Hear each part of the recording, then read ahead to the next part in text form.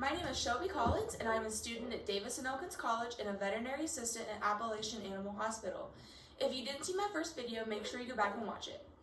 I am making these videos to help with the abundance of misinformation you can find online about pet health and to make it more accessible.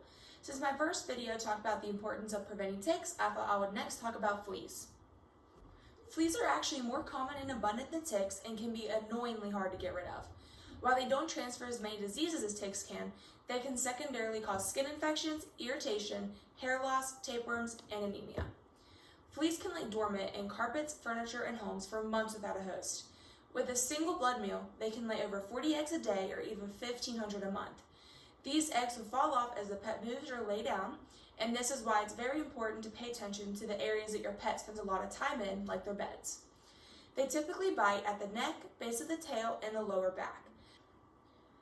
If you see little black specks in those areas, that is indeed flea feces. So even if you don't see an active flea, they are there and they are getting bitten.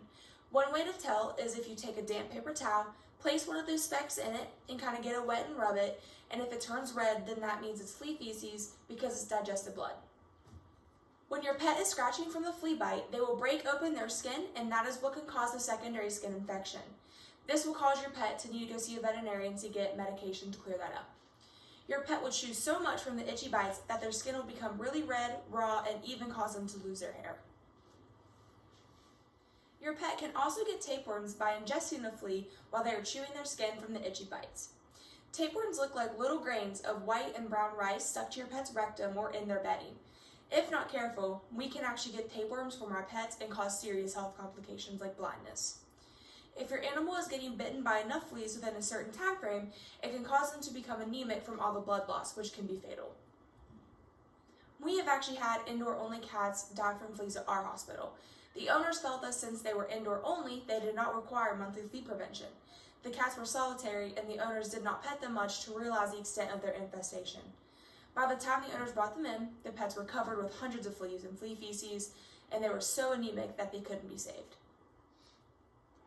Once you have a flea infestation, you have to be patient because it can take a while to fully get rid of them from the environment. Vacuuming your carpets, pets, and furniture that your dog or cat play with or lay on is very helpful because it can remove eggs that have had fallen off your pet.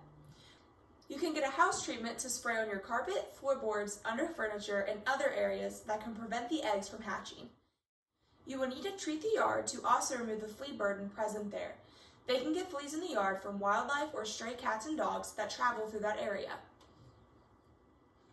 The most important way to prevent and treat fleas is to keep your pet on year-round prevention even if they are inside only. When on prevention, the fleas will still have to bite to die, so they will itch, but they will be killed off before laying eggs and creating more in the environment. So if you're on prevention and your pet is still itching, it is still working. You can also spray your lawn in the spring and fall so that there is less that your pet brings into your home. There are many options for preventions, and you can get a topical, pill, or a collar. Topicals are great for cats that are hard to get a pill down and are very effective and usually last a month. They will stay in the skin layer so they can cause less side effects and also are safe for pets that go swimming. Pills are also great because you know for sure that the pet got all the medication, and you can also get tick, heartworm, and parasite prevention all in the same pill. Depending on what you want for prevention, you can get a pill that lasts 1 month to 3 months. Collars can work well as long as they are tight enough. Some collars can last up to 8 months. Most pet owners do not realize that the collar has to be in constant contact with the skin to be effective. If your flea collar is loose and dangling, it is not doing its job, and that's why your pet has fleas, not because the collar isn't working. You will want to talk to your veterinarian about which product is best for your pet and their specific health concerns and for your budget. I really hope you learned something. If you have any other topics you would like to be covered, please let me know. Also, if you subscribe to my YouTube channel, then you will get notified every time a new video is posted. And don't forget, if you have any questions or concerns, go see your local veterinarian.